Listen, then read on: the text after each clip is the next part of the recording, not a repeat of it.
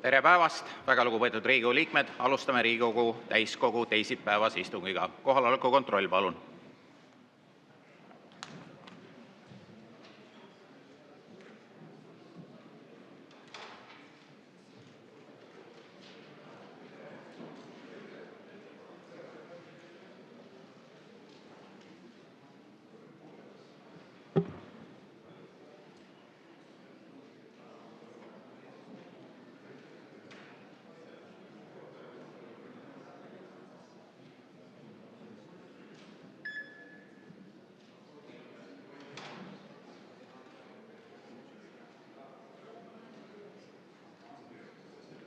Kohale registreerus 75 Riigikogu liiget, puudub 26. Nüüd on võimalus anda üle eelnõusid ja arupärimisi. Aivar Kokk, palun!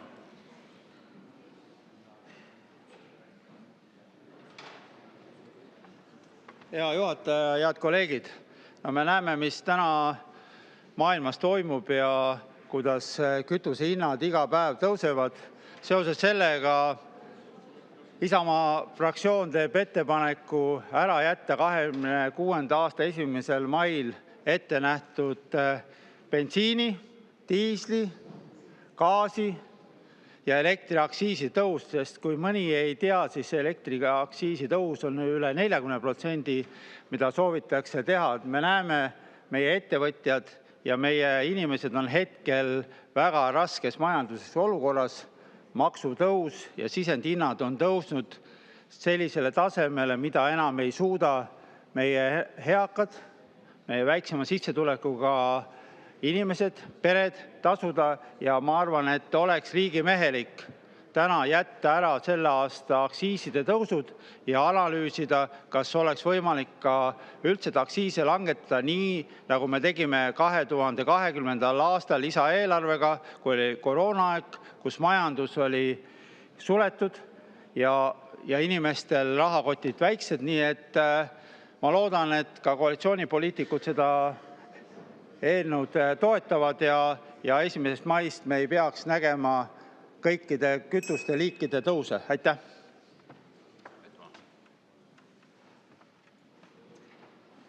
Lauri Laats, palun!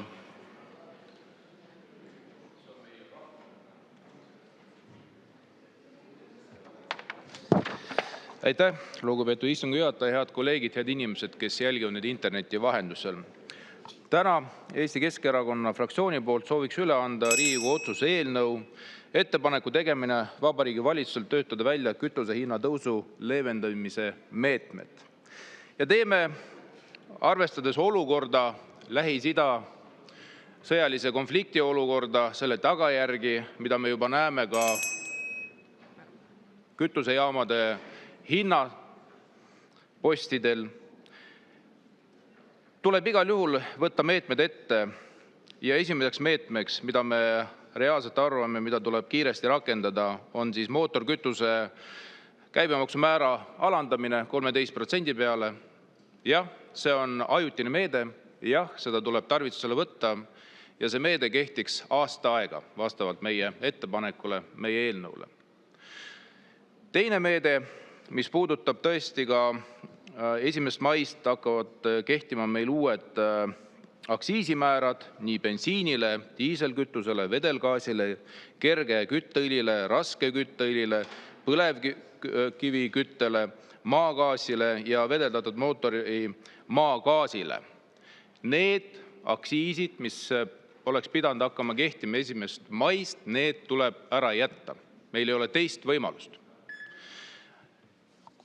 Kui palju see riigieelarve läheb maksma? Arvestades üldist olukorda majanduses, siis need summad ei ole suured. Mis puudutab aktsiisi ärajätmist, selle hinnanguline hind on 48 miljonit. Mis puudutab käibemaksu langetamist, see on hinnanguliselt 200 miljonit. Need on täiendav panus, praegu peaks olema täiendav riigi panus majandusse, et leevendama olukorda, mis on tekkinud tänu sellele, et kütusehinnad on läinud kallimaks ja nad lähevad veelgi kallimaks. Aitäh! Aitäh!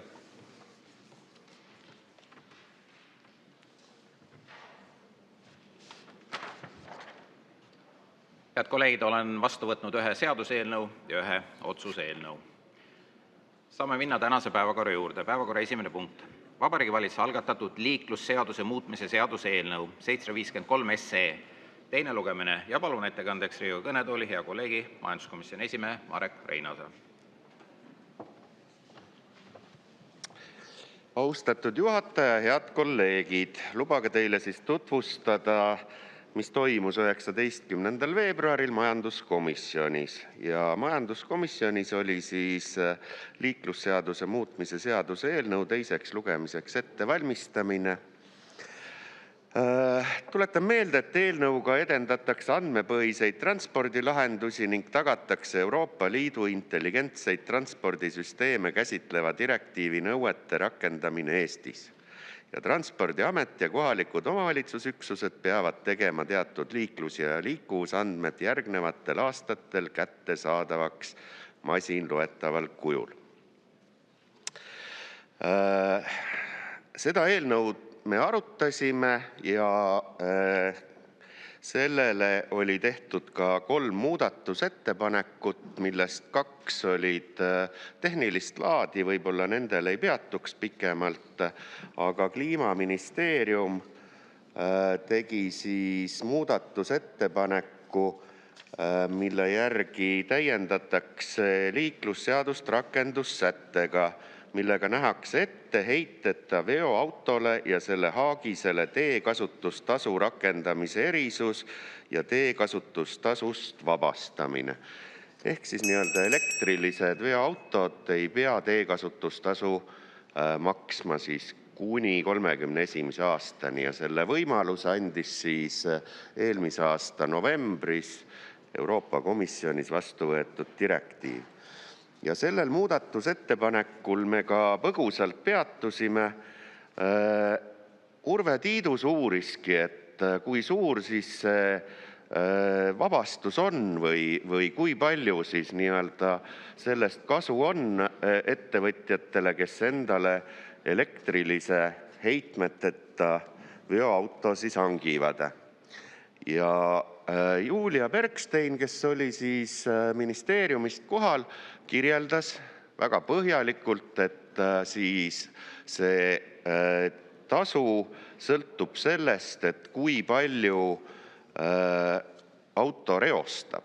Ja siis see tasu on seal alates 200 eurost aastas kuni 1200 euroni aastas, siis sõltuvalt sellest, et kui palju siis seda reostust on sellel autol ja see on loogiliselt siis kui suur ta on, eks ole, siis selle järgi see teekasutustasu arvutatakse.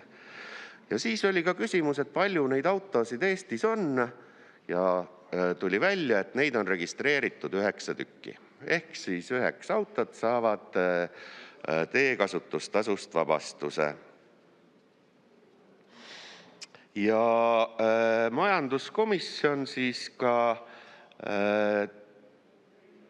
hääletas neid 3 muudatusettepanekut ja kõik 3 muudatusettepanekut on siis arvestada täielikult ja konsensuslikult sai sellised otsused vastu võetud.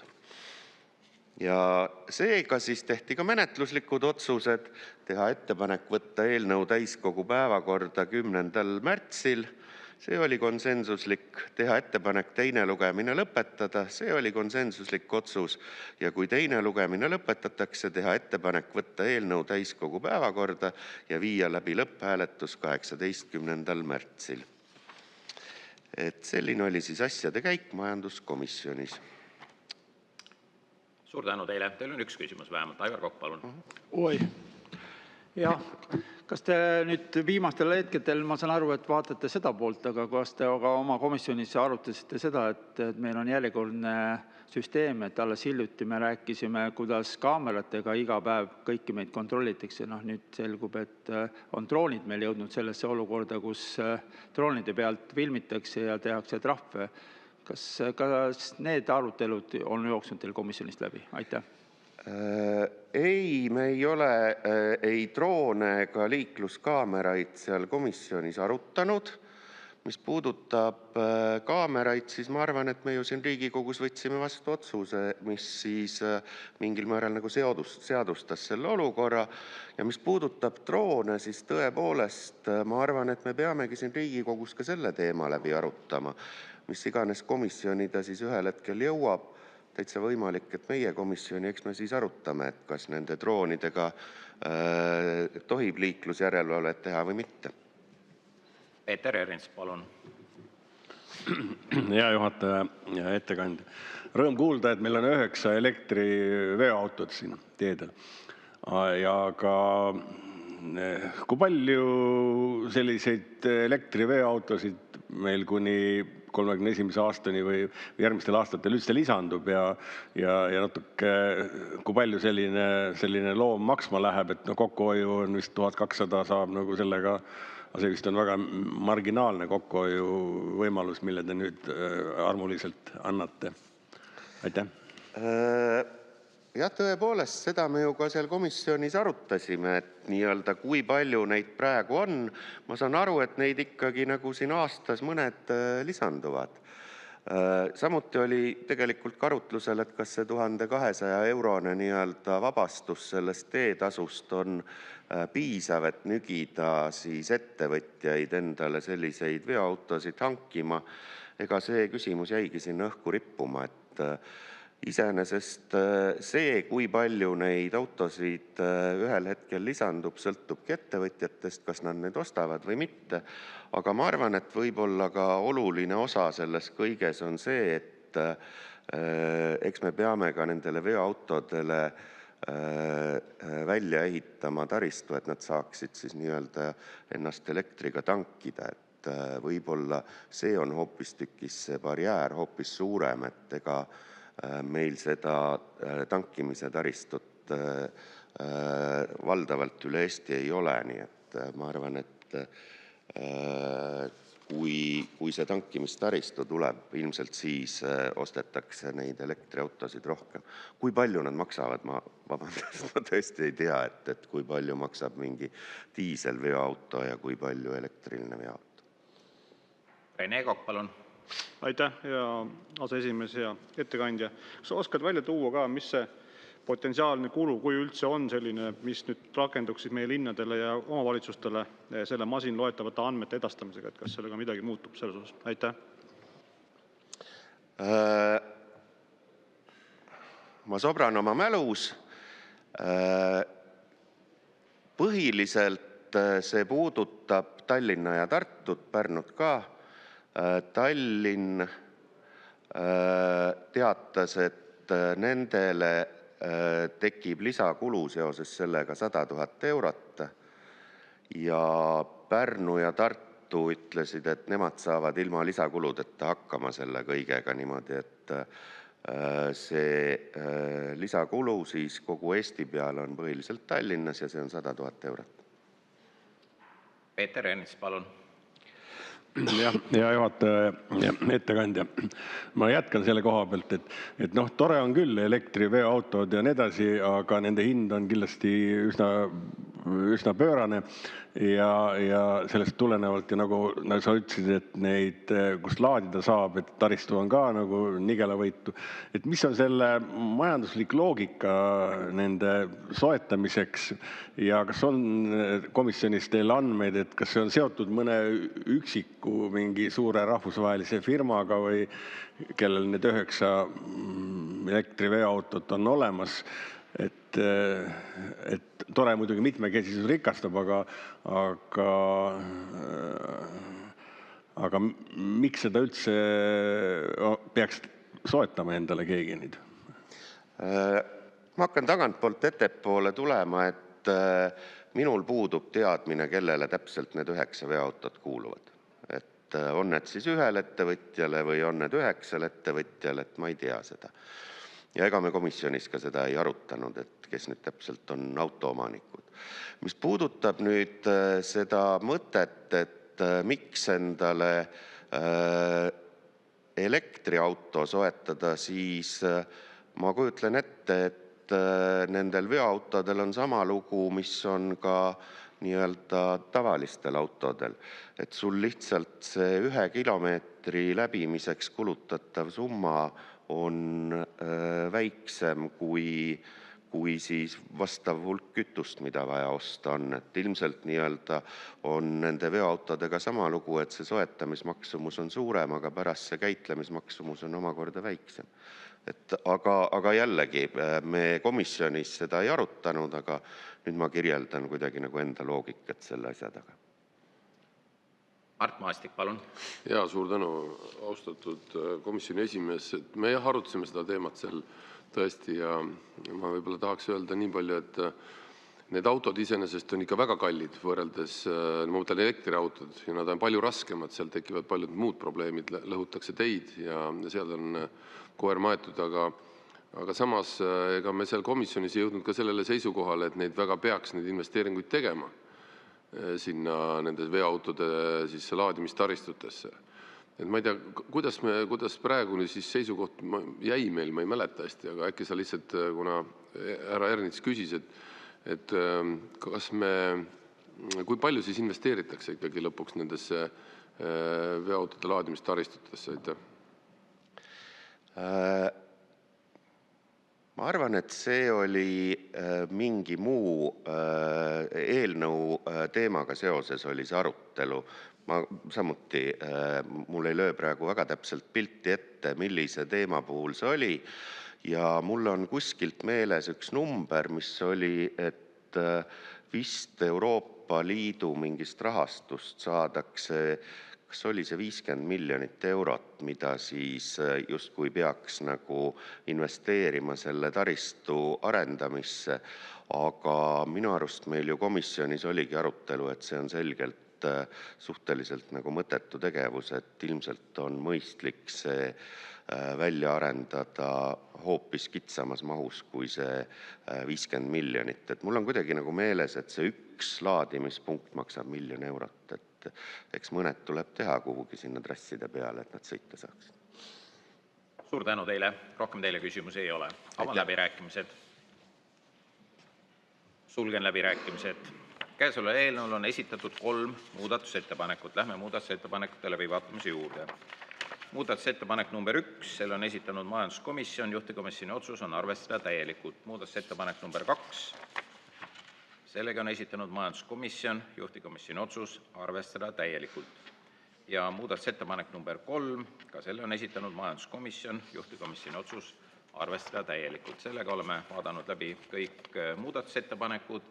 Ja nagu juhtivkomisjon tegi ettepaneku eelnõu 753 SE teine lugemine lõpetada, SE 753 teine lugemine on lõpetatud ja sellega ka esimese päevakorrapunkti menetlemine. Oleme jõudnud teise päevakorrapunkti juurde, milleks on Vabariigi Valitsuse algatatud võlaõigusseaduse ja tarbijakaitseseaduse muutmise seaduse eelnõu 796 SE esimene lugemine ja palun ettekandeks Riigikogu kõnetooli auväärt justiits- ja digiministri Liisa-Ly Pakosta.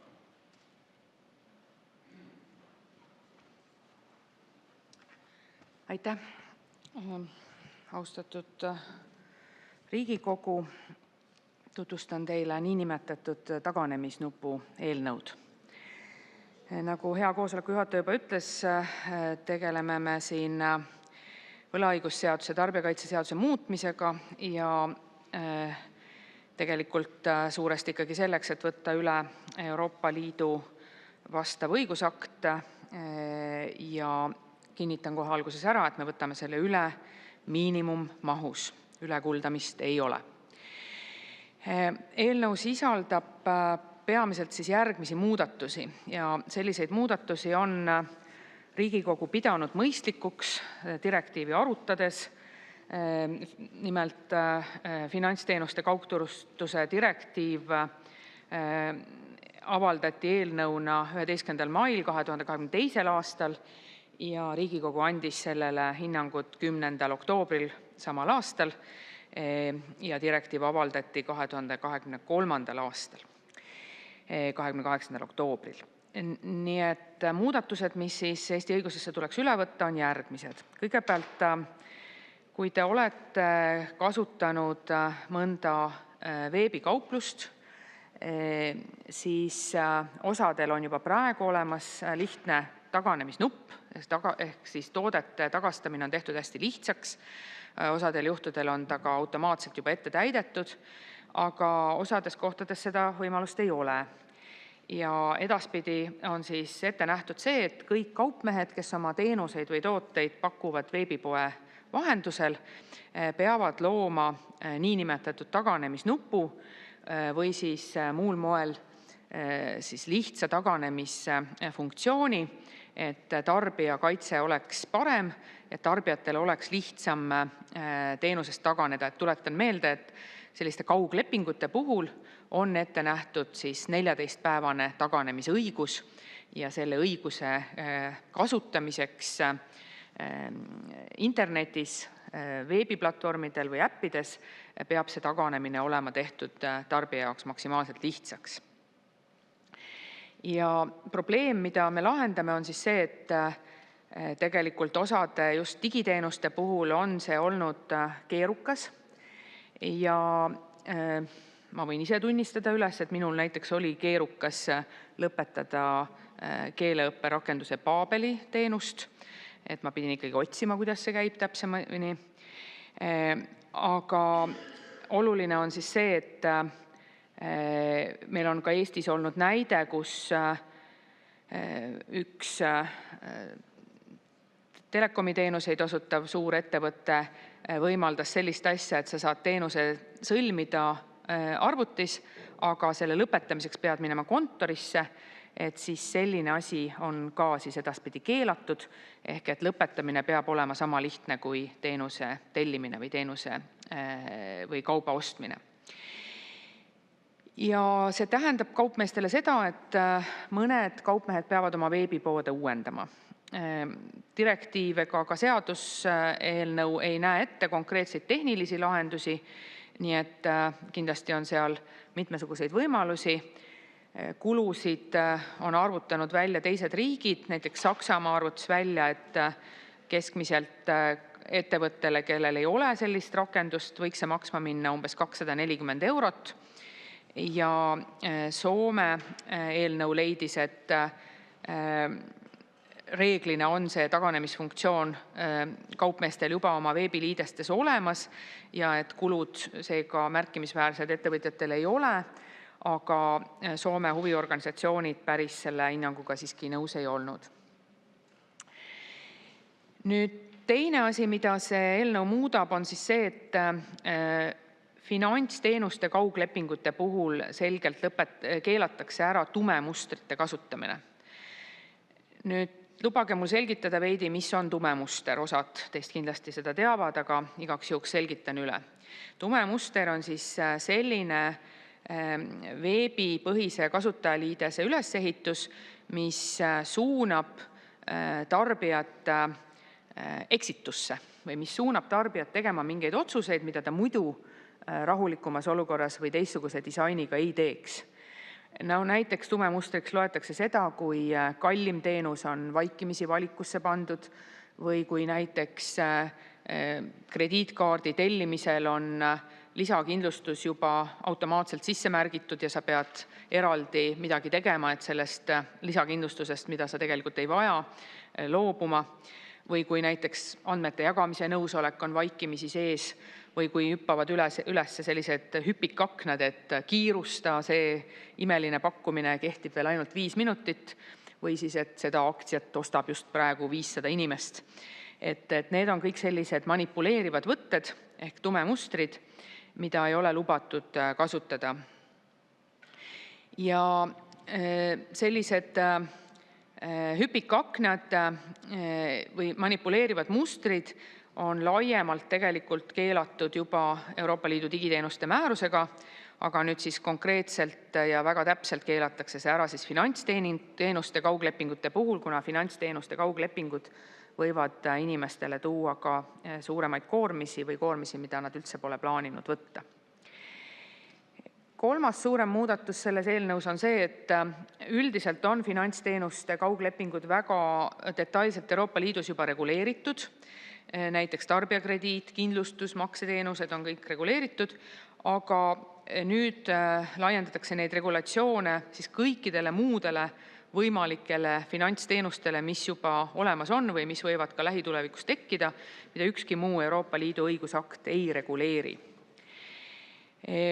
Ja kokkuvõttes siis on sellel eelnõul lisaks tarbijakindluse ja tarbijakaitse paranemisele võib-olla veel 2 aspekti, mida oleks põhjust välja tuua.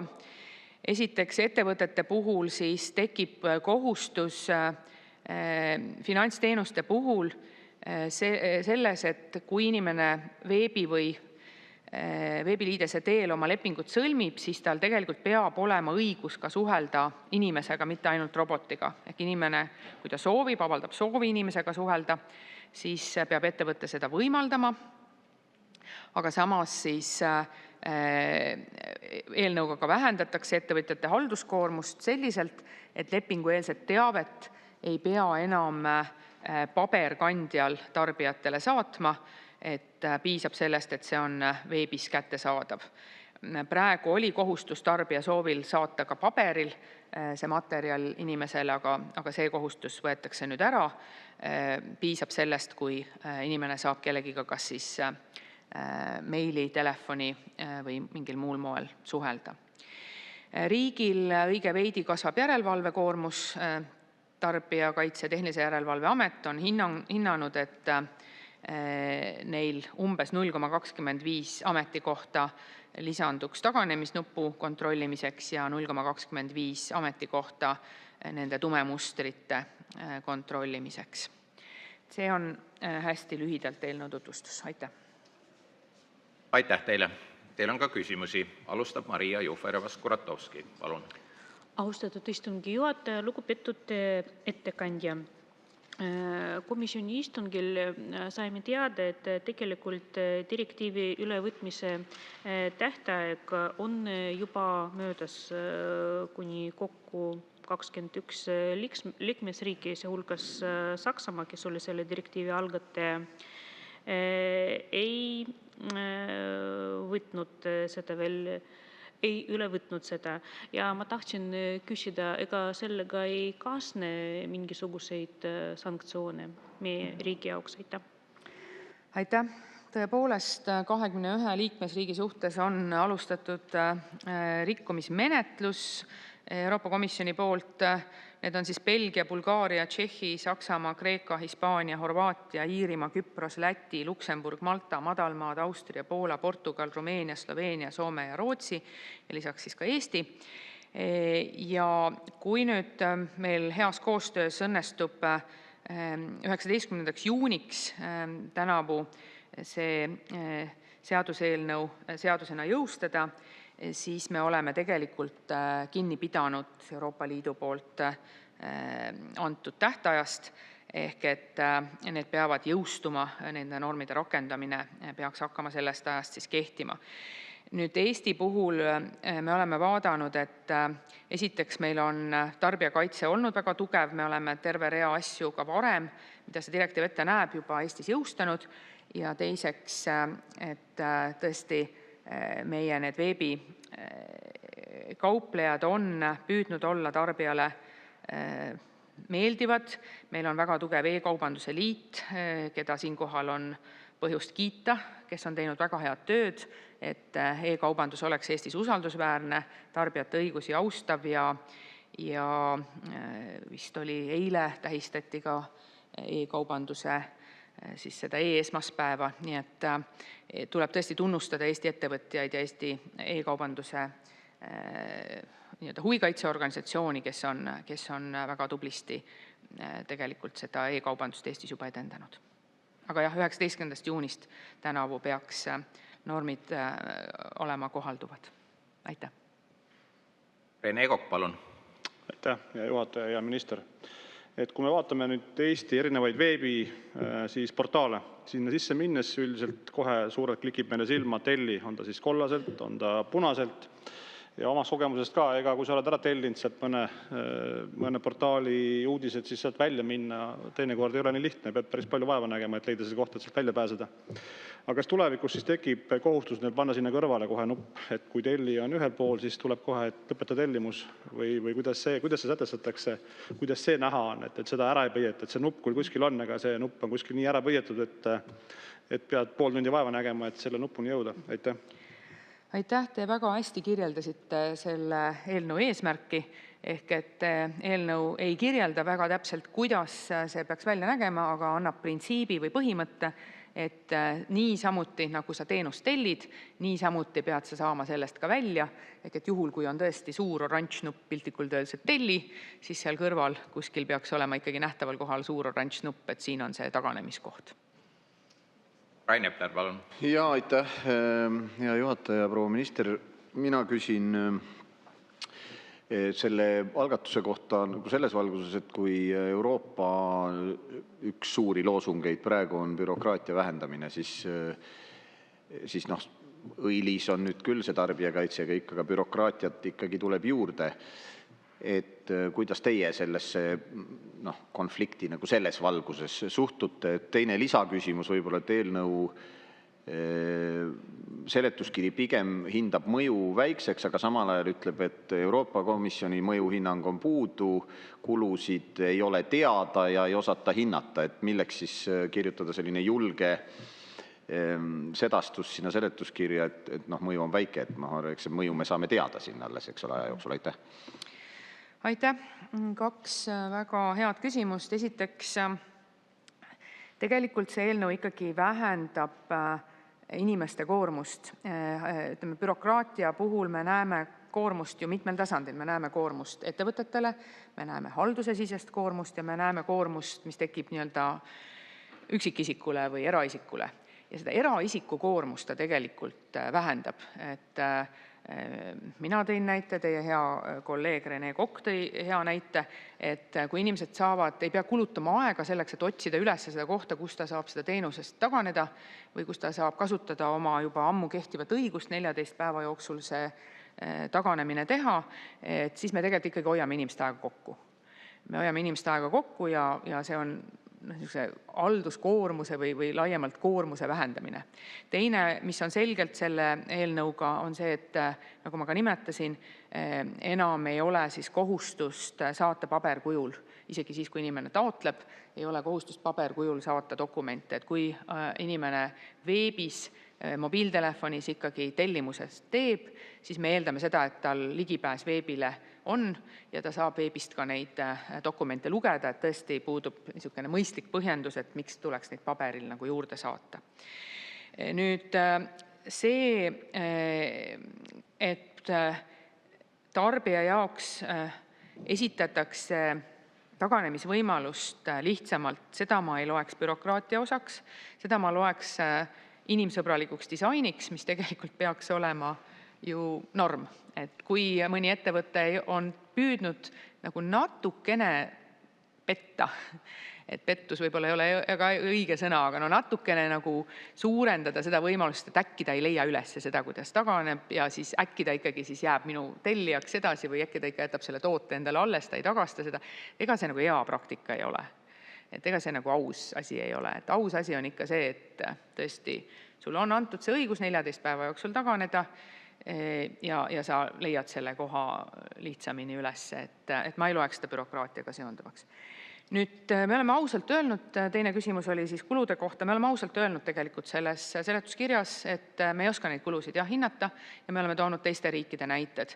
Et õhukesel riigil ja väikesel ametnike arvul on teatud puudusi ja üks puudusi on see, et me ei suuda kõiki mõjuhinnanguid teha, et kui suur Euroopa Komisjon ei ole suutnud seda mõjuhinnangut väga täpselt teha, siis väike Eesti riik on ausalt öelnud, et me ei ole ka mingisugust imet suutnud siin teha ja oleme kasutanud siis teiste riikide hinnanguid, kes neid hinnanguid on teinud, et eeldusel, et enam-vähem ühes suurusjärgus on need digiteenused üle Euroopa Liidu. Aga tõepoolest, täpseid kulusid hinnata ei oska, meil puudub ka täpne ülevaade, mitut ettevõtet see üldse võiks puudutada. Aitäh! Tõnis Lukas, palun. Aitäh, lugupeetud juhataja, austatud minister. Ma esitan küsimuse, mis võib-olla ei puuduta otse seda sätet, aga küll aga tarbija õigusi. Nimelt satub tarbija vahel filmide ja televisioonis seriaalide vaatamiseks niisugustele erinevatele voogedastuse lehtedele, kus ta tõmmatakse tegelikult varguse skeemi sisse, kus autoriõigused ei ole tasutud, neid ei jälgita ja ta osaleb sisuliselt varguses. Nüüd selliste lehtede blokeerimine meie seadusandlusest tulenevalt TTJA-le või Tarbijakaitse ja Tehnilise Järelevalve Ametile on raskendatud, sest ta annab võimaluse autoriõiguse seaduses ka, ütleme siis, see võimalus on sõja õhutamise, vägivalla õhutamise puhul blokeerida ligipääsu nendele lehtedele, aga autoriõiguse mittetäitmise puhul ja varguse puhul seda õigust justkui ei ole TTJA-l. Ja ta nende voodedastuslehtedeni ei ulatu. Kuidas saaks selle reguleerida nii, et tarbija tahtmatult vargustes ei osaleks? Aitäh! Te puudutasite tõesti selle eelnõuga mitte seonduvat, aga äärmiselt olulist küsimust. Meil on väga palju probleeme. Te nimetasite ainult mõnda, te nimetasite valeinfot, te nimetasite autoriõigusi. Meil on ikkagi petulehed, mida me jõuame võib-olla sulgeda Eesti poolt umbes 100 päevas, aga kus tegelikult neid tekib nagu seeni pärast vihma. See pettuste ja valede massiiv, mis veebis on niivõrd pööraselt suur, et siin me otsime lahendusi koos Euroopa Liiduga tervikuna. Et see ei ole selline, ütleme, see mass on niivõrd tohutult suur, et me Eestis üksinda ei jõua seda küsimust lahendada. Siin on vaja mitte ainult isegi Euroopa Liidu, vaid globaalsemat koostööd. Ja see puudutab kõike alates demokraatia kaitsest, süvavõltsingutest, nimetage ainult, et see lahendusi otsime laiemalt koostöös Euroopa Liiduga ja tegelikult ka globaalsemalt, et mured on ju kõigil demokraatlikel riikidel, kes soovivad kaitsta tarbijate õigusi, inimõigusi, vabadusi, autoriõigusi ja nii edasi. Et see on äärmiselt suur ja oluline teema, mis kindlasti vääriks ka Riigikogus eraldi põhjalikumaid arutelusid. Andre Hanimägi. Ja, lugupeetud aseesimees, lugupeetud minister, et ühe olulise muudatusena näeb see eelnõu ette, et juturoboti asemel on sul siis õigus nõuda inimsuhtlust, mis on väga mõistlik, eriti nende finantsteenuste puhul, et seal on väga palju nüansse ja kindlasti need asjad tuleb endale enne selgeks teha. Aga ma küsin, et ka riigil on omad juturobotid ja viimati oli näiteks tasuta õigusabi see, mis siis asendas päris inimesed juturoboti ja juturoboti tõi asemele.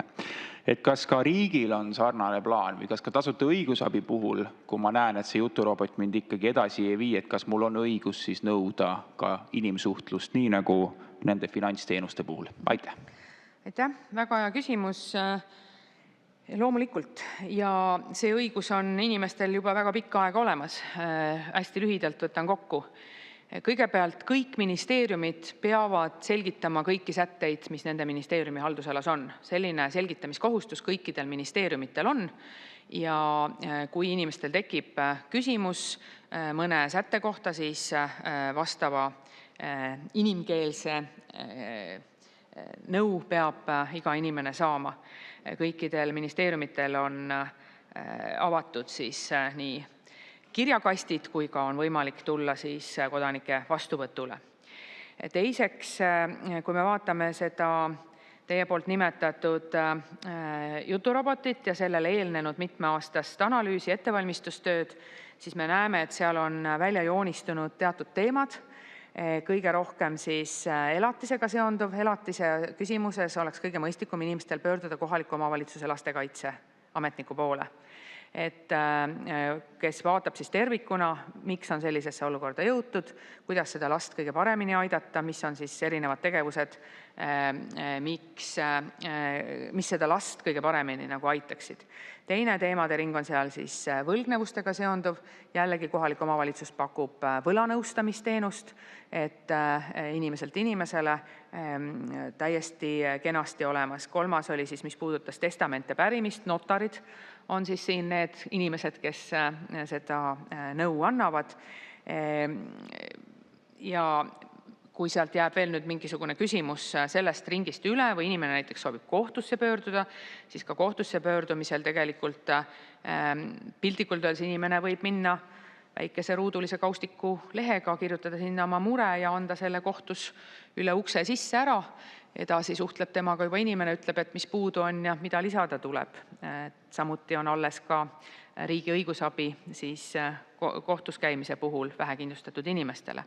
Nii et loomulikult on Eesti Vabariigis õigus inimestel seda soovida, et temaga suhtleks teine inimene ja meil on väga laialdased võimalused, et seda kõike pakkuda. Lisaks oleme ka jätkanud siis erivajadustega inimeste õigusnõustamist, mis ongi inimeselt inimesele ja koostöös puuetega inimeste kojaga väga kenasti see läheb edasi. Nii et kõik need võimalused on olemas ja ainult kasutage. Aitäh. Peeter Ernits, palun. Hea juhataja ja ettekandja. Et see on üks selline direktiiv, mis nagu te komisjonis ütlesite, et nagu pika hambaga püüame seda nüüd vastu võtta. Aga kui te olite Euroopa Komisjoni esinaine, siis te ütlesite väga selgelt välja, et selline ülevoolav euroõiguse ülevõtmise muutumine on muutunud normiks. Ja mu küsimus, et te mõnda aega enam ei ole selle komisjoni esimees, aga teie ettekujutus, et kui palju selliseid direktiive tuleb, mis tegelikult koormavad ka Eestit ja mis tegelikult ei peaks nagu üle võtma või peaks võtma, kui siis ainult nii-öelda pika hambaga ja miinimumtasemel. Kui palju see võiks praegusel hetkel olla, mis meil Brüsselist tuleb? Aitäh. Mul on hea meel öelda, et Brüsselist tuleb meil ikkagi lihtsustamiseelnõusid, kus pannakse siis liikmesriigid arutama selle üle, et kuidas üht, teist või kolmandat asja saab lihtsustada ja kuidas eurobürokraatiat vähendada. Tõsi, mõnigi kord tähendab lihtsustamine seda, et me peame siin koha peal jälle uuesti omakorda õigusakte muutma, aga seda me teeme kindlasti rõõmuga. Nüüd selle pika hamba jutu juurde ma ikkagi tuletan meelde, et meie oleme Euroopa Liit. Meie siin saalis ka oleme Euroopa Liidu õigusloomes täieõiguslikud osalised ja ka antud eelnõu suhtes ju Euroopa Liidu asjade komisjon 10. oktoobril 2022. aastal oma seisukohad kujundas. Me võtame väga tõsiselt seda Euroopa Liidu õigusloomes osalemist.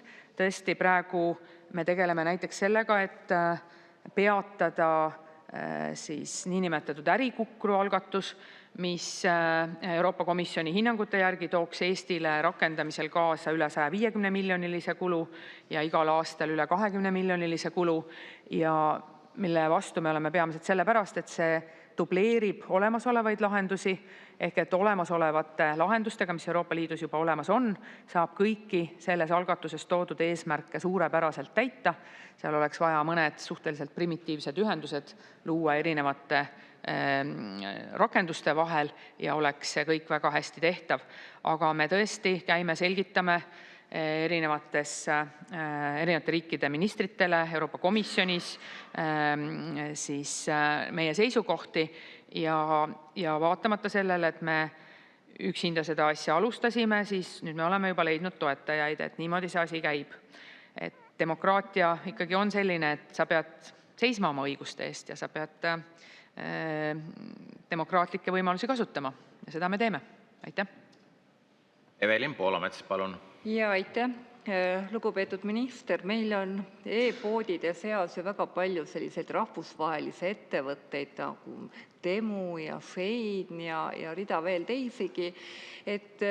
Ma arvan, et siinolijad on ka näinud reklaame, Temu reklaame, mis ütleb, et osta kohe, saad mingid soodustust, tasuta tarnet, et kuidas see direktiiv rakendub siis nendest rahvusvahelistele e-poodidele ja kuidas seda kontrollitakse ja kas on neile ka mingid sanktsioonid või ongi nii, et Euroopa Liidu e-poe omanik jääb kehvemasse seisu, talle rakenduvad nõuded, aga rahvusvahelistele e-poodidele me ei saa midagi teha. Aitäh. Aitäh. Ma ei ole nüüd küll Temuga kursis, aga minu teada, ma võin eksida, vabandust, kui ma eksin, ma tõesti ei ole kursis, minu teada ta finantsteenuseid ei paku. Et see tumemustrite kasutamine keelatakse siis finantsteenuseid pakkuvate platvormide puhul. Tavalistele nii-öelda pildikuldes käterette müüvatele veebipoodidele jääb see võimalus üles, et öelda, et seda käteretti ostab praegu veel 100 inimest ja kui te kohe seda käteretti ei osta, siis see suurepärane pakkumine lõpeb 5 minuti pärast. Et see regulatsioon tuleb siis finantsteenuseid pakkuvatele. Nüüd, mis puudutab teie küsimuse sisu, ma olen täiesti nõus sellega, et Euroopa Liit tervikuna peab ikkagi seisma selle eest, et kui me mingit õigust loome, me seda õigust ka rakendame. See on näiteks teema, mida me väga tõsiselt hoiame üleval Eesti poolt alaealiste kaitsel, just alaealiste kaitsel siis näiteks sotsiaalmeedia kasutamisel, kus juba kehtiv Euroopa Liidu digiteenuste määrus, selle artikkel 28 näeb ette siis alaealiste kaitseks terve rea asju, mida teha ei tohi või mis ei tohi ka alaealisteni jõuda ja me näeme, et seda ei rakendata ikkagi veel. Me oleme olnud nõudlikud selles osas, et seda tuleb rakendada ja me näeme kasvava rahuloluga, et Euroopa Liit on võtnud sellega, Euroopa Komisjon on võtnud sellega siis tõsisemalt käsile ja ongi hakanud rakendama sanktsioone ehk trahve. Nii et see on üks selline võimalus, kus tegelikult Euroopa Liitu kuulumisest on meil kasu. Me üksinda väikese riigina ei suudaks jõustada suurte digihiidude vastu selliseid sanktsioone, aga üheskoos tegutsedes mitme liikmesriigiga Euroopa Komisjoni abil me suudame seda teha. Rene Kokk, teine küsimus, palun. Aitäh. No kui me nüüd selle jõustame, siis tekib see olukord, kus teatavad kulud tekivad meie väikeettevõtjatele just, kes teevad omal käel ja väiksemas mahus asju. Kindlasti see ei ole suurematele e-poodidele probleem, kus inimesed tööl, kes tegelevad igapäevaselt veebihaldusega. Seni on ilmselt klient saadetud e-maili ja on see tema kampsun või midagi ära vahetatud või uus saadetud. Kas on mingi plaan ka, kuidas seda ettevõtlust, seda väikeettevõtjat toetada, et need veebilehtede ringi tegemine, siis, mis tuleb massiliselt alguses, et kas on äkki mingi mõte toetada kuidagi seda, et just seda väikeettevõtlust, keda see rohkem mõjutama hakkab, see muudatus? Aitäh. Suur tänu, väga õige küsimus. Sellele juhtisin tähelepanu ka seda eelnõud komisjonis tutvustades, et tõepoolest nõustun teiega täielikult suurematele veebikaubamajadele see ei ole probleem ja see välja toodud 240 eurone võimalik kulu siis Saksamaa arvutuste kohaselt ei ole vähegi suuremale ettevõttele tegelikult märkimisväärne kulu, aga see võib olla märkimisväärne kulu näiteks väikesele veebipoele, kus mõni tubli käsitööline müüb oma käsitööd veebipoes ja mis on ju väga väärtuslik tegevus. Nüüd Majandus- ja Kommunikatsiooniministeerium on siis see ministeerium, kes ettevõtete toetusmeetmetega tegeleb, et eks nad kindlasti vaatavad, mis see võimaluste aken seal on. Üldiselt me Eesti Vabariigis ju soovime seda, et meil oleks riigipoolsed toetused ka ettevõtete laiemaks digiteerimiseks, tehisaru kasutamiseks, tehisaru poolt leitav olemiseks. Ehk et kui me räägime väiksemate veebipoodide aitamisest, siis me tegelikult ei räägi mitte ainult sellest konkreetsest kulust siin, vaid me räägime sellest, et kasvav hulk inimesi teeb oma ostuvalikud tehisaru abil ja kui sa ei jõua sinna valikusse, siis sul kanalid üleüldse ahenevad, et mis on palju tõsisem probleem võib-olla sellest 240 eurost võrreldes.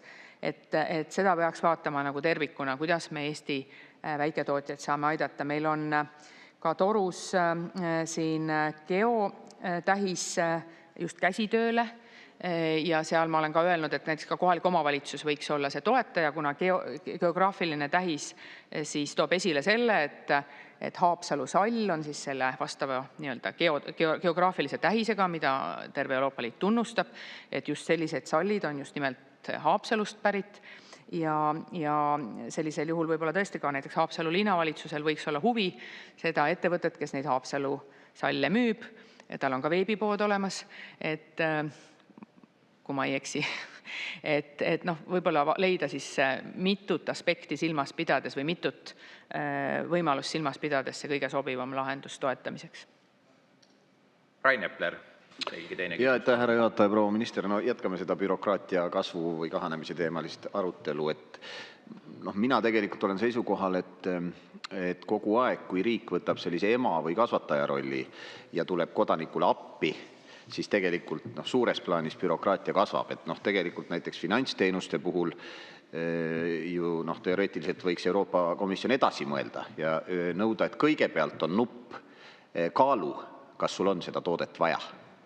Siis inimene vastab, et ta arvab, et on, siis palutakse näiteks täita mingi lühike ankeet. Ja mõelge, kui paljud inimesed, kes võib-olla ise oma peaga oleksid ikkagi selle laenu või krediitkaardi võtnud, päästakski selle käest ära. Või veel radikaalsemaks minnes, me võiks ju öelda, et enne igat ristmikku peab auto peatuma, sõltumata sellest, mis tuli põleb, sest inimesed võivad joosta ka punase tulega üle tee ja neid tuleb päästa. Et minu arvates ikkagi kasvatab bürokraatiat, et vaielge vastu või nõustuge. Kui te lubate, siis ma jääksin siinkohal viisakale eriarvamusele. Et tarbijakaitse ei ole ju ilma asjata. Tarbijakaitsest on tegelikult Eesti ettevõtted väga huvitatud, sellepärast et meie ettevõtted võistlevad globaalsel turul. Nagu teie hea kolleeg tõi ka välja, me võistleme Temuga, me võistleme Hiina veebikaubamajadega, kus on jõudlust mitmesuguseid manipuleerivaid mehhanisme toota, miljonites kordades suurem kui Eestil, kosmiliselt suurem kui Eesti väikeettevõttel. Ja me tegelikult, Eesti ettevõtted on huvitatud sellest, et tarbijaid ei hanitataks ja et tarbija suhtuks tervikuna usaldusega veebiteel teenuste või kaupade ostmisse. Et see on paljudele ettevõtetele avanud uued võimalused. Siin Haapsalu sallist olen ma juba näidet toonud. Ma tegelikult ei tea, kas seda Haapsalu salli saab postitada välisriikidesse ka, aga põhimõtteliselt ikkagi tõenäoliselt saab. Ja see ikkagi võimaldab Eesti väikestel ettevõtetel müüa oma tooteid laiemalt. Nii et see, et ettevõtluskliima on selline, ettevõtjatele kehtivad reeglid on sellised, et aus ettevõtja võidab ja Eesti ettevõtjad on reeglina ausad ja et me võidame ka tarbija usalduse ja et tarbija üleüldse usaldab siis ostu veebis teha, et ta üldse usaldab finantsteenuseid veebis võtta, see on Eesti ettevõtjate huvides.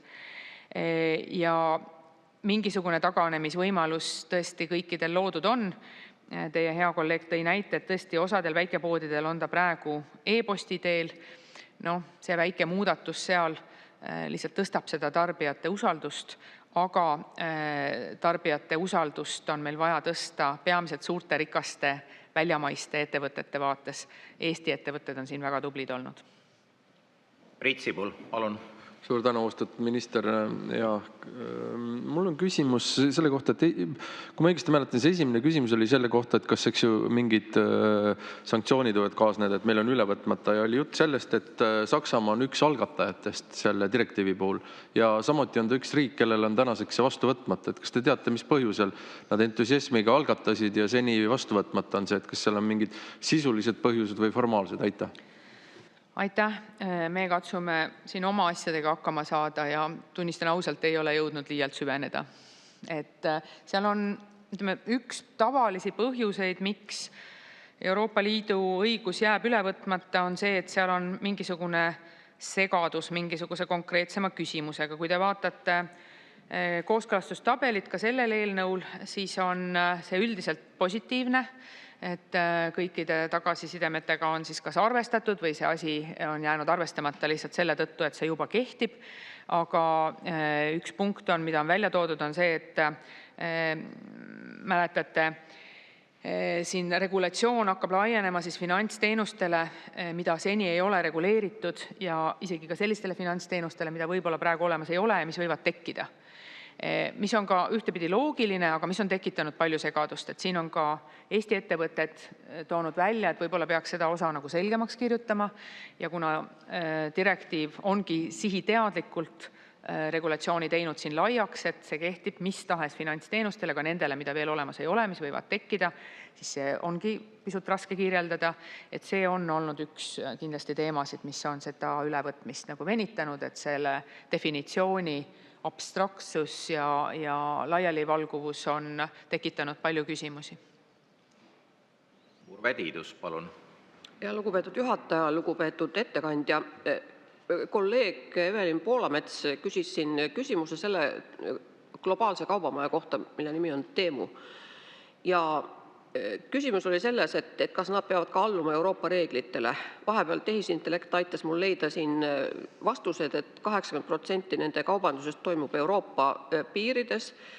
Minu arusaamade järgi peavad nad lähtuma Euroopa Liidus kehtivatest reeglitest. Kas see on nii, et? Jah, on küll. Neil on tõenäoliselt mingisugused kohalikud kontorid Euroopa Liidu liikmesriikides ja sellisel juhul siis loomulikult nad peavad seda järgima. Hiinast massiliselt kasvav e-kaubandus Euroopasse, sealhulgas ka Eestisse, on Eesti e-kaubanduse liidu sõnul ka kõige peamisem mure, miks Eesti inimeste raha läheb Eestist välja ja sellest on saanud ka keskkonnamure, et inimesed ostavad asju, mida nad tegelikult ei vaja ja nii edasi. Aga jah, Euroopa Liidu reeglid sinna kehtivad ja kui ma õigesti mäletan, siis suvest rakendub sinna ka siis tollimaksusüsteem juurde. Peeter Ernits, palun. Hea juhataja ja ettekandja. Et ütlesite, et te ei tea täpselt, miks direktiivi algataja Saksamaa ei ole seda nagu rakendanud, aga ma tahaks nagu asja mõistmiseks teada seda, mida te võiksite teada. See 10. oktoobri 2022, kui me andsime nagu heakskiidu, et milline on see teekond olnud sellest ajast siiani, et miks me nüüd pika hambaga siin seda püüame rakendada enne juunikuud. Aitäh. Jaa, aitäh.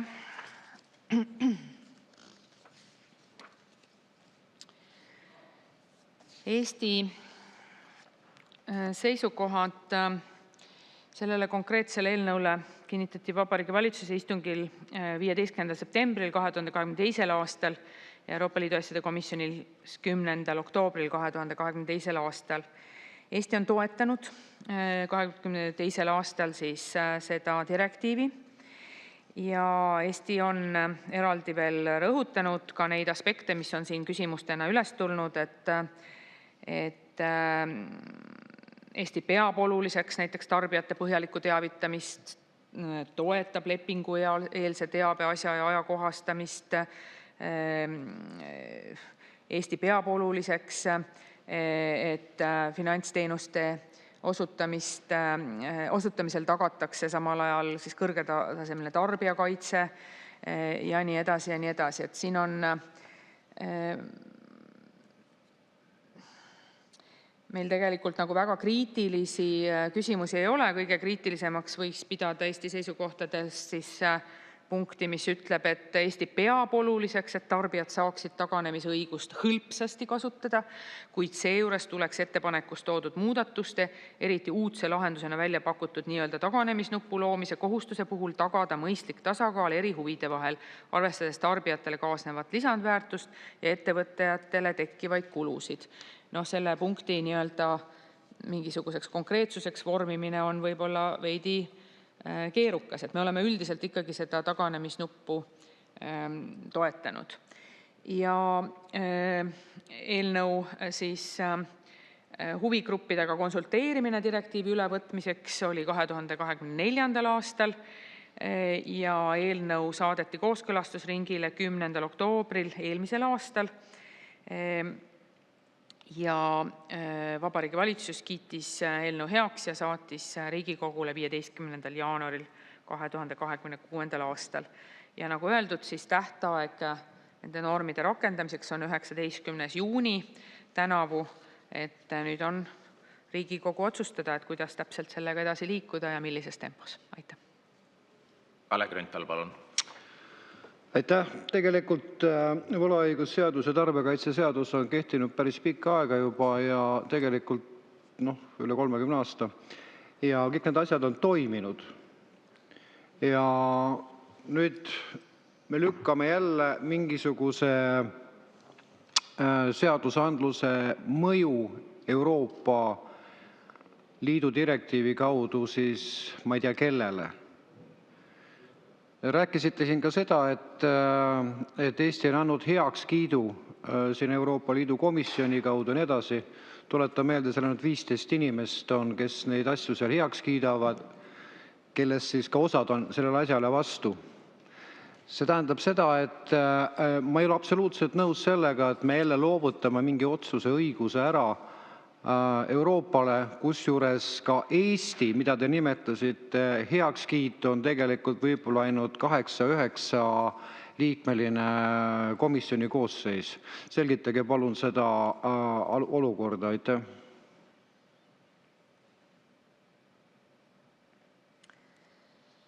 Aitäh.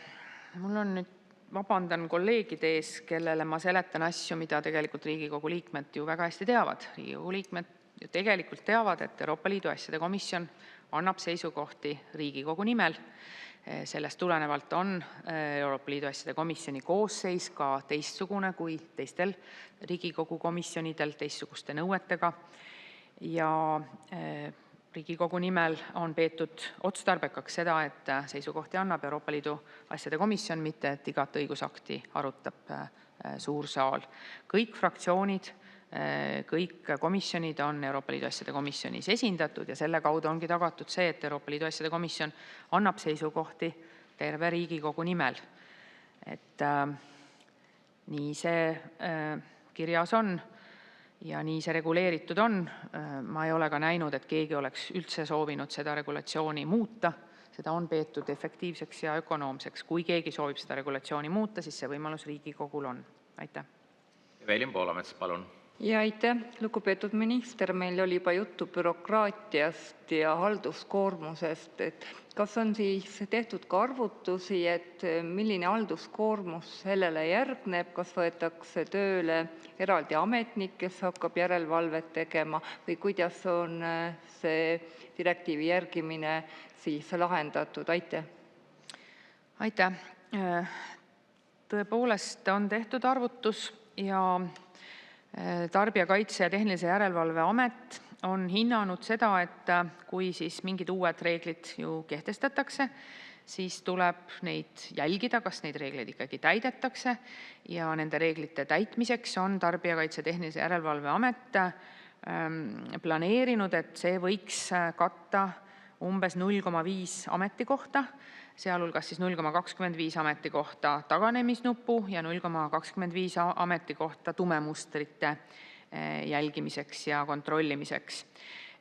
See 0,5 ametikohta soovitakse luua kaupade ja teenuste talitusse ja selleks kuluks on hinnatud aastas 22 500 eurot. Ja eelnõu seletuskirjas on see ka lahti kirjutatud, et vastavad siis 0,5 ametikohta Tarbijakaitse ja Tehnilise Järelevalve Ametisse taotletakse, aga juhul, kui riigieelarve menetluse käigus seda taotlust ei rahuldata, siis katab lisandunud kohustused Tarbijakaitse ja Tehnilise Järelevalve Amet olemasoleva eelarve piires. Aitäh. Kalle Grünthal, teine küsimus, palun. Aitäh. No kui te eelnevalt ütlesite, et teil puudub teadmine, et seda Euroopa Liidu komisjoni pädevust oleks tahtnud keegi muuta, siis teil näitab, et teil puudub selles osas teadmine. Mina isiklikult olen sellise taotluse esitanud ja see on tagasi lükatud siit. Küsimus on praegu põhiseaduses. Asi on selles, et igasugused välislepingud ja normid kuuluvad ainuisikuliselt Riigikogu täiskogu pädevusse, mitte aga sellega, et on delegatsiooni normiga antud edasi mingisugusele komisjonile, kus on see otsuste hulk on tegelikult marginaalne. Ma olen absoluutselt nõus, et isegi kui Riigikogu annaks näiteks nõusoleku teile mingisugust Riigikogu tööd teha, siis juriidilises mõttes on see asi absoluutselt õigusvastane. Aga miks me ei saa sellist asja teha, et vajalikud asjad, mis meil on vaja siin üle võtta, me võtame need normid üle, aga direktiivi jätame muutmata. Direktiivi saab alati ka Euroopa muuta ja tekitada meile mingisuguse väga hullu kahju. Aitäh.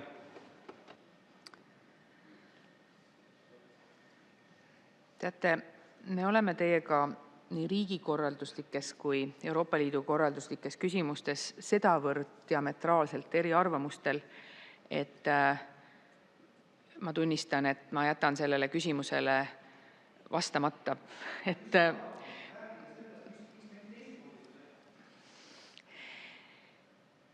Kui te üksinda esitasite ettepaneku ja ülejäänud 100 Riigikogu liiget seda teie ettepanekut ei toetanud, siis see on demokraatia. Hea kolleeg Kalle Grünthal, üks repliik on igati asjakohane, aga kui neid saab palju, siis ei ole enam liiga korrektne. Lubame ministril lõpetada oma vastus. Kui kellelgi on soov Eesti riigikorraldust ja Riigikogu tööd muuta, siis tuleb selleks leida 51 toetajat. Suur tänu teile, auväärt minister, rohkem teile küsimusi ei ole. Ja nüüd, head kolleegid, on jõudnud järg juhtivkomisjoni poolse ettekande juurde ja selle teeb meie hea kolleeg õiguskomisjoni liige Maria Jufereva-Skuratovski. Palun.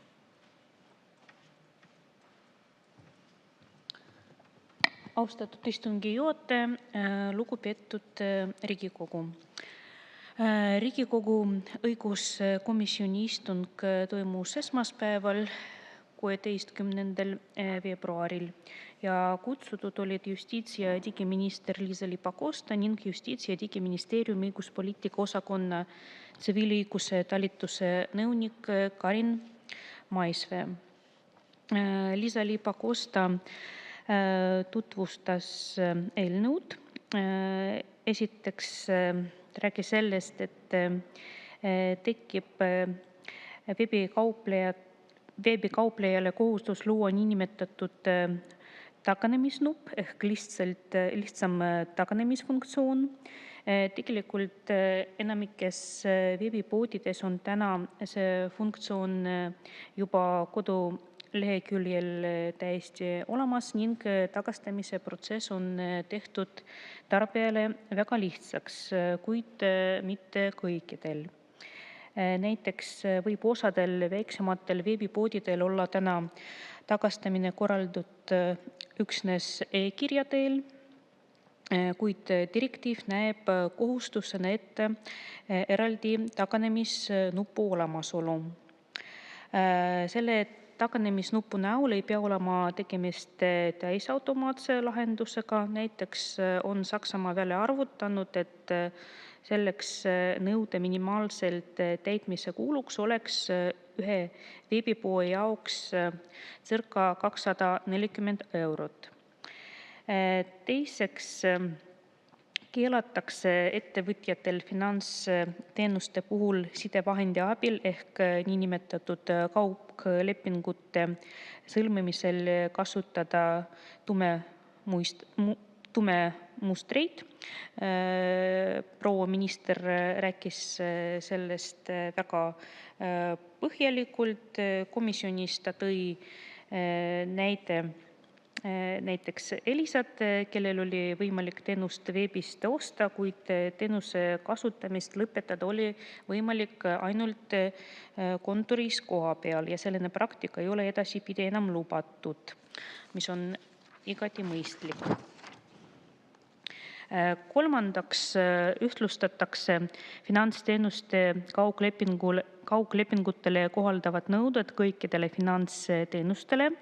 See on kõige keerukam osa eelnõust, kuna valdav osa finantsteenustest on Euroopa Liidus reguleeritud õigusaktidega, näiteks tarbijakrediit, kindlustus, maksuteenused ja nii edasi.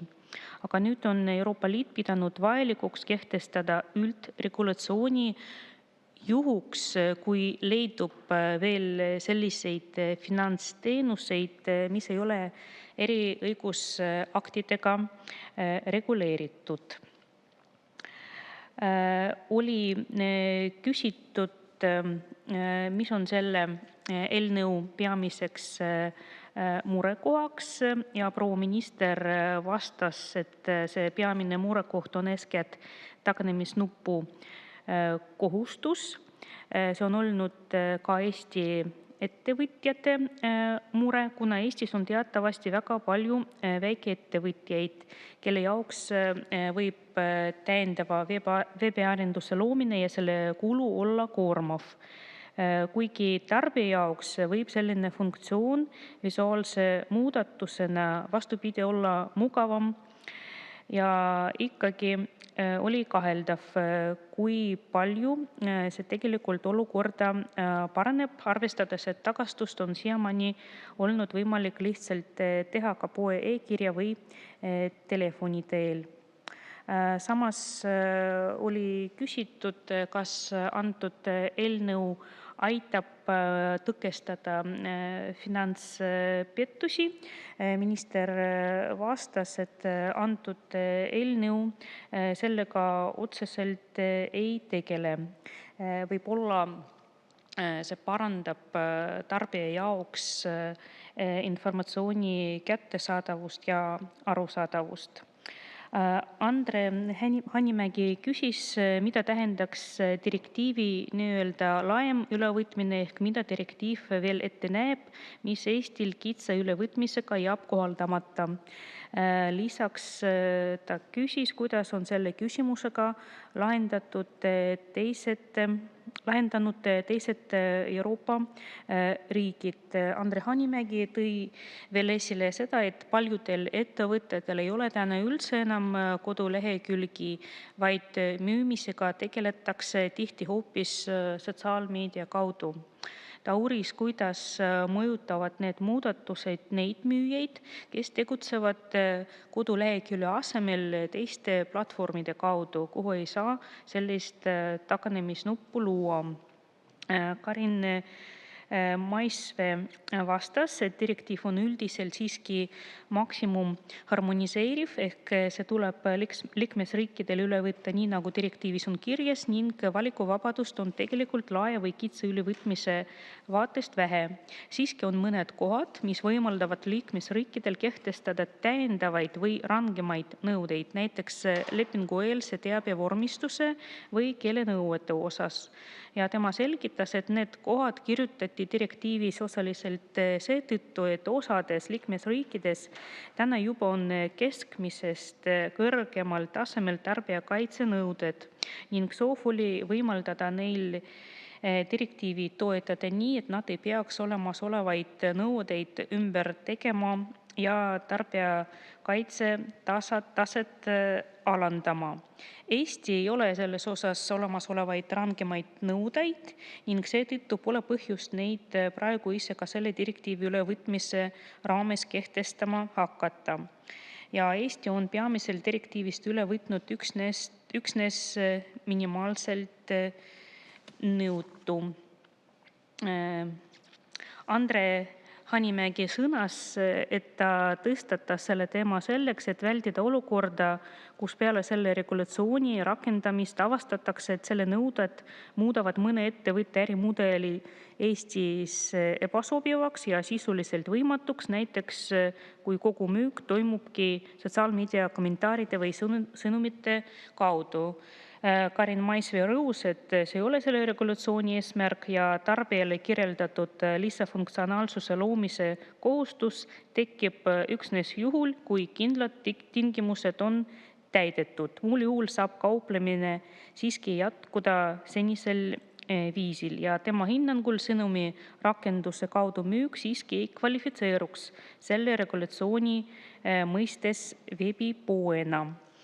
Lea Danilson-Järg küsis, kas taganemisnupu nõue puudutab ainult uut kaupa või ka kasutatud kaupade müüki, arvestades, et kasutatud kaupade müügiplatvormidel täna tavapäraselt tagastamiseks võimalusi ei ole. Ja samas ta palus täpsustada, kas finantsteenuste, seehulgas krediidi puhul võib eelnõu järgi lepingust taganemisõiguse tähtaeg tõesti ulatuda aastani.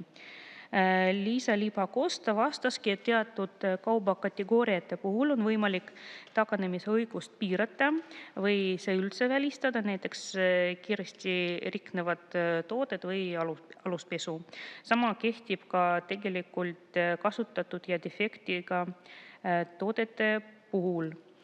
Karin Maisvee kinnitas, et taganemisfunktsiooniga ei muudeta taganemise õiguse olemust ega kitsendada või laiendada seda, vaid taganemisnupp annab viisi selle õiguse realiseerimiseks juhul, kui taganemisõigus on olemas. Ja samuti Karin Maisvee selgitas aastase perioodi osas, et siin on küsimus tegelikult selles, millal see taganemise õiguse tähtaeg hakkab kulgema. Selleks peab kaupleja olema esmalt oma poolt kohustused täitnud ehk tarbija tema taganemise õigusest ja selle tingimusest teavitatud. Alates sellest hetkest hakkab tarbija jaoks 14-päevane taganemisõiguse tähtaeg kulgema. Kui kaupleja teavitamise osas kohustusi nõuete kohaselt ei täida, siis ei hakka tegelikult tarbija jaoks see tähtaeg kulgema ning tal peab olema ka hilisem võimalus taganeda. Ja Karin Maisvee möönis, et siin tekibki küsimus, kas sellisel juhul peaks võimalus olema lõpmatu või üldiselt direktiiv siiski sätestab teatud ülempiiri ja antud juhul kuni aastani. Oli veel küsimus selle kohta, mina küsisin, et kas ministeeriumil on esile tuua täpne arv neist Eesti tegutsevatest ettevõtetest, keda taganemisnupu loomise kohustus puudub. Vastus tuli selline, et potentsiaalselt see võib mõjutada umbes 10 000 ettevõtjat. Ja oli rõhutatud, et ei ole võimalik teha täpsemat analüüsi eristamaks, kui paljudel nendest ettevõtetest on taganemisnupp või sarnane funktsioon juba olemas. Et oli öeldud, et tegelikult paljudel ettevõtetel on täna selline funktsioon juba olemas. Oli ka mainitud seda, et Eesti Kaubandus-Tööstuskoda on juhtinud tähelepanu, et ettevõtete halduskoormus võib kasvada juhul, kui taganemisnupp tehakse väga lihtsalt, kuna see võib viia kogemata taganemisteni. Miinimumnõuete täitmise kulu nende ettevõtetele, kellel veel nõuete kohast taganemisfunktsiooni ei ole, on hinnanguliselt umbes, nagu öeldud, varem oli 240 eurot ettevõtte kohta, samas kui rakendatakse automatiseeritud lahendus, mida direktiiv ega käesolev eelnõu ei nõua, võib maksta ettevõtte ligikaudu 5000 eurot. Oli veel küsimus, mida see tähendab, see täisautomatiseeritud taganemisnupp. Liisa-Ly Pakosta selgitas, et seda on kasutusel suuremates veebipoodides ning sellise lahenduse puhul on tarbijale taganemisnupule vajutades tellimuse andmed juba eeltäidetud. Ja veel võttis sõna Anti Haugas, kes kommenteeris, et üha suurem osa tarbijaid kasutab täna taganemisfunktsiooni ning paljud ettevõtted otsivad juba enda jaoks viise, kuidas seda protsessi lihtsamaks või automatiseerimatuks teha. Nii, ja oleme teinud menetluslikud otsused. Otsustati teha ettepanek võtta eelnõu täiskogu päevakorda 10. märtsil. Konsensuslikult kinnitati. Teha ettepanek esimene lugemine lõpetada, ka konsensuslikult kinnitati, ja määrata juhtivkomisjoni esindajaks Maria Jufereva-Skuratovski. Siin ka oli konsensus. Hea meelega vastan küsimustele. Aitäh teile. Teile küsimusi ei ole. Avan läbirääkimised. Sulgen läbirääkimised. Nagu eelpool öeldud, on juhtivkomisjoni ettepanek eelnõu 796 esimene lugemine lõpetada ja esimene lugemine on lõpetatud ja muudatusettepanekute esitamise tähtaeg on käesoleva aasta 24. märts kell 17.15. Sellega on teine päevakorrapunkt ja kogu tänane päevakord ammendatud. Aitäh teile, head kolleegid. Tänane istung on lõppenud.